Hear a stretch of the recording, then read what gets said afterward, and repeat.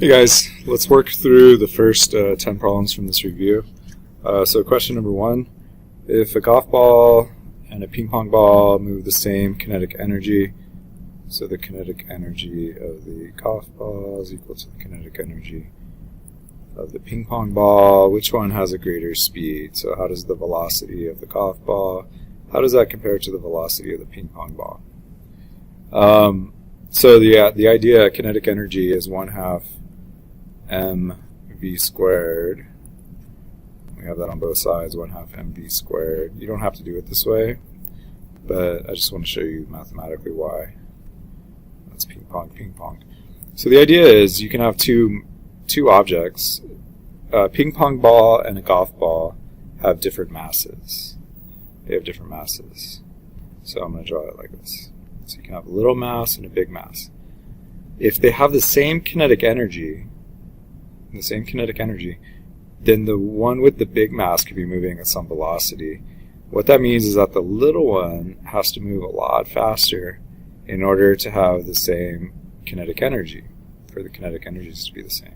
So it's just a relationship. It's saying, it's because of a smaller mass, it's going to have more velocity, or a larger mass will have a smaller velocity.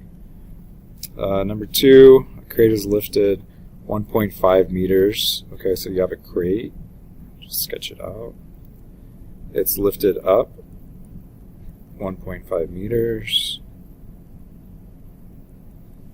and then held at rest. So then it's just sitting here. The crate has a weight of 100 newtons, so that's the force of gravity. That equals 100 newtons. How much work is being done to hold the crate up like this? So in other words, there's like tension right here. And we're just holding it there. So this one's a little, it gets confusing because it's only about this portion right here. We don't care about this raising it. It's saying how much to just hold it there. So holding the crate there. And for this one, we go to work. Work is force times displacement. Well, there is a force there. There's 2 of them. However, there's no displacement.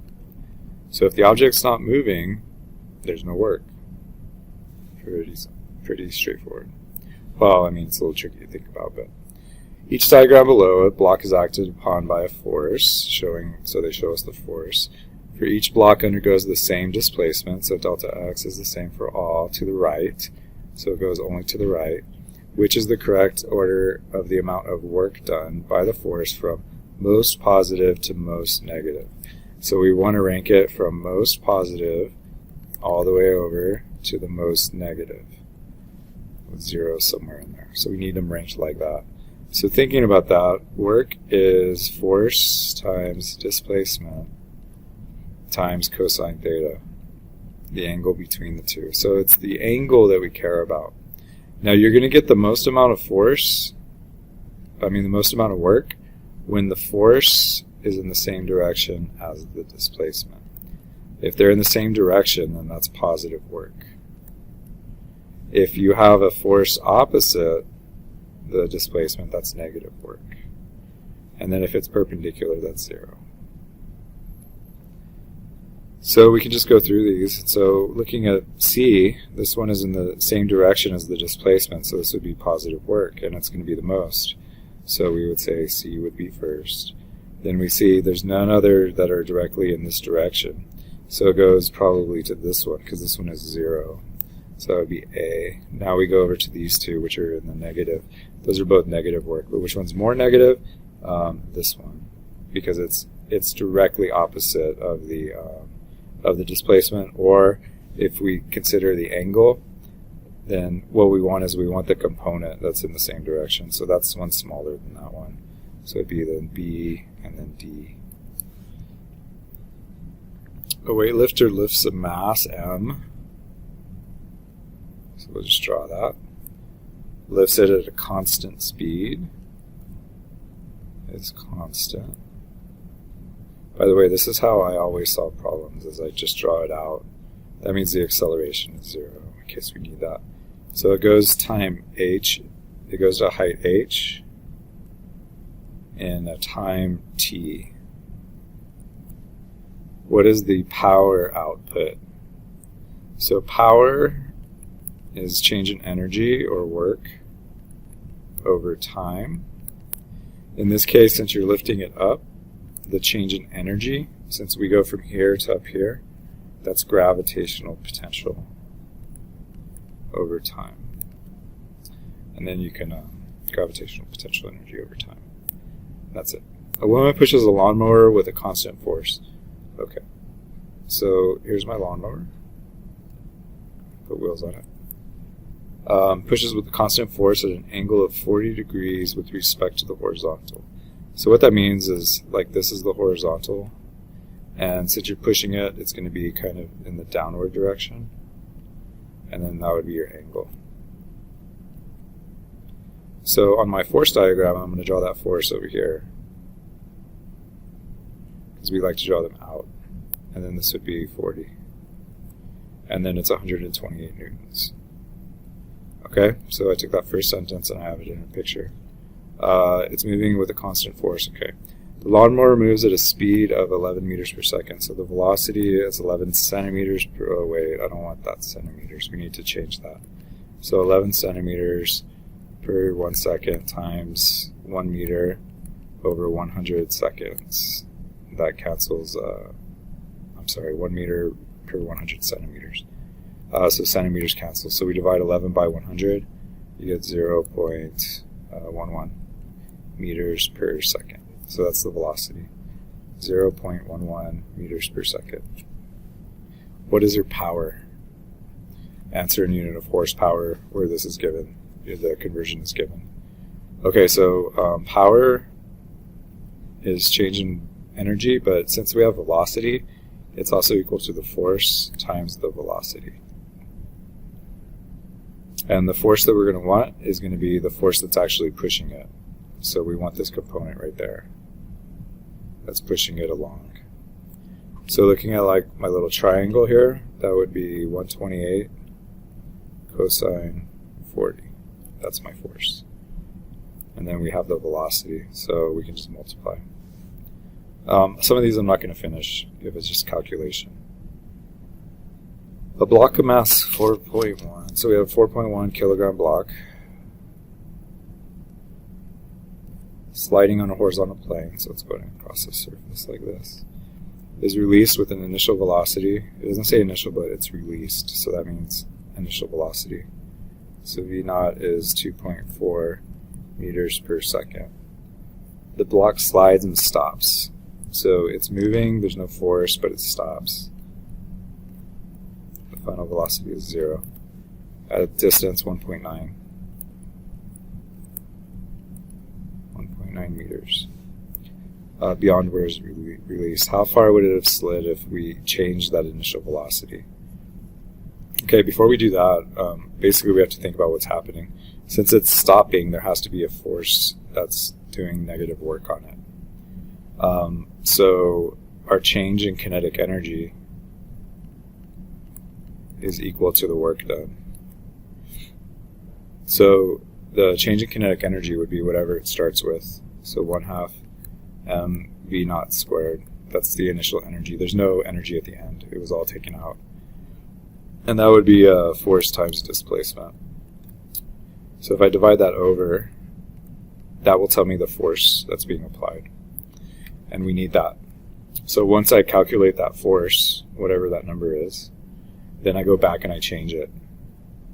So now we're going to use this new velocity because we increase it by 1.8. So I would multiply 2.4 times 1.8. So I'd get some new velocity. That would be 1.8 times 2.4.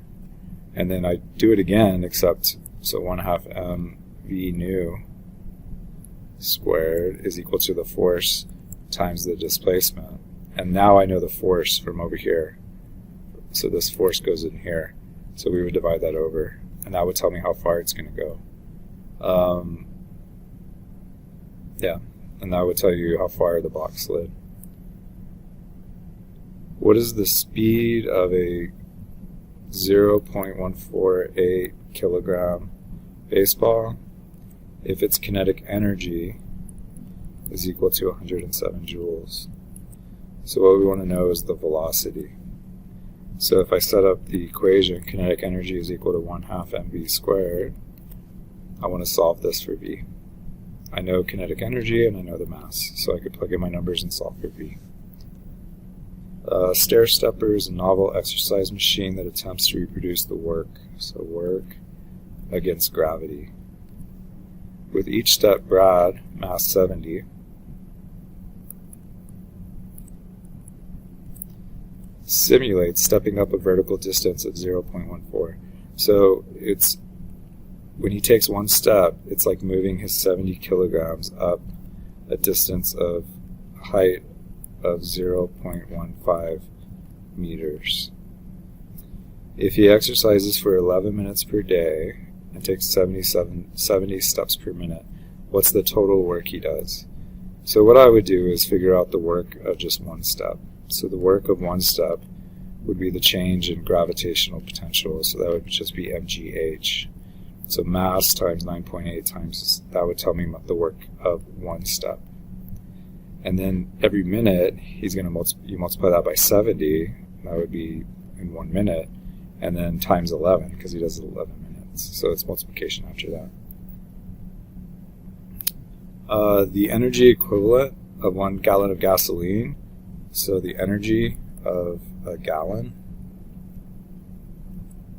is equal to 1.3 times 10 to the 8th joules. A compact car has a mass of 769 kilograms and is rated at 19.4%. So what that means is that the energy, only 19% of it is going to be used. Find the amount of gas to accelerate the car from rest to 24 meters. Okay, so what we're going to do is we're going to take this car with an initial velocity of 0 and we're going to accelerate it to a velocity of 24.5. So what we're doing is we're putting energy into the system. How much energy can we put in, or how much energy do we need? So that would just be the change in kinetic energy. So the energy would be the change in kinetic energy. And since there's no initial energy, it's just the outside. So that would just be 1/2 mv final squared. So calculating that would tell me how much energy I need. Now we can think of how much energy I have. And you have to be careful because it's just a percent. So in 1 gallon, 1 gallon has 1.3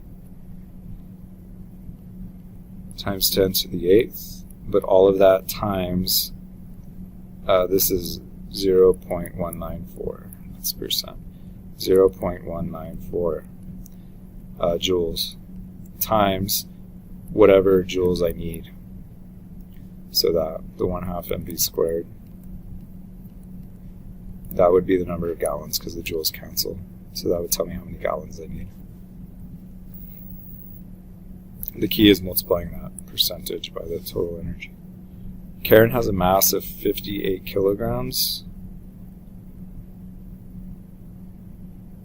As she rides up the escalator, so she's going to go up an escalator.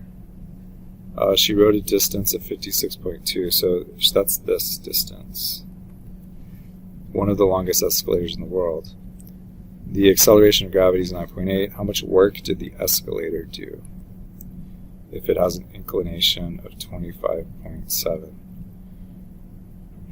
So we want to know basically how much work did this conveyor belt do moving her up from here to here. So the trick is we don't care, well, we're not going to use this 56 because this is actually the same as just raising it directly up like this, some height. So that's gravitational potential energy.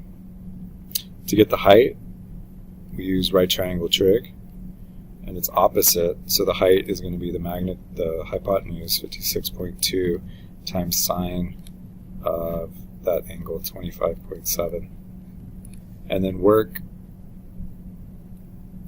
would be force times distance, or we could just do gravitational potential, mgh. Plug everything in, and there you go. So there's the first 10.